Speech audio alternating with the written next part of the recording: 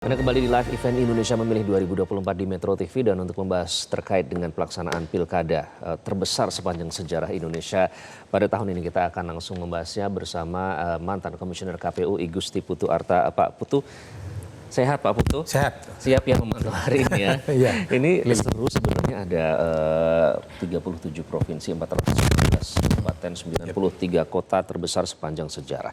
Nah, kenapa? Minus Jogja. Minus Jogja, Ya. salah satu yang tidak melaksanakan pemilihan.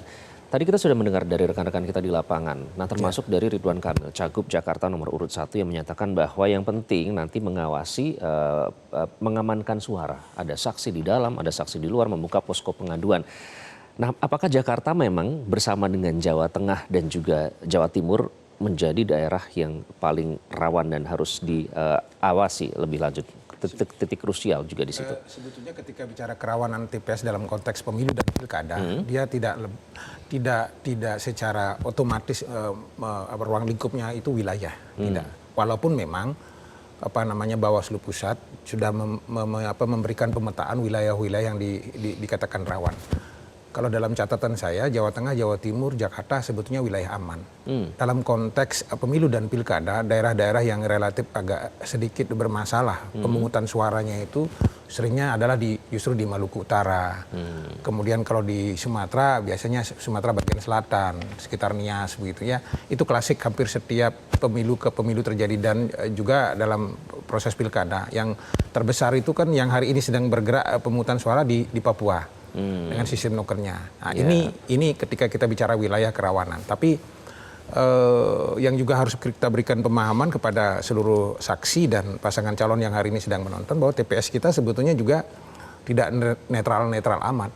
Jangan punya pikiran bahwa penyelenggaranya akan semuanya netral, tapi dia punya potensi akan terkooptasi oleh kekuatan elit lokal. Walaupun KPPS itu punya bos yang namanya PPS punya bos namanya PPK, tapi tidak serta-merta struktur organisasi ini bisa mengendalikan di bawah. Ketika KPPS kita lebih takut kepada, misalnya kalau di Bali klien Banjarnya, klien dusun, RT RW begitu ya.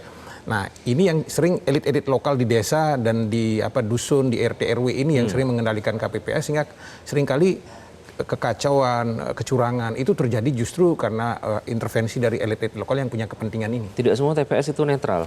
Tidak. Ada kecenderungan dari kooptasi elit lokal. Ya, walaupun memang kita mengatakan sebagian besar pasti baik-baik saja, tapi kita harus mewaspadai TPS-TPS yang kemudian punya kecenderungan terjadi intervensi di elit lokal itu. Jelajahi cara baru mendapatkan informasi. Download Metro TV Extend sekarang.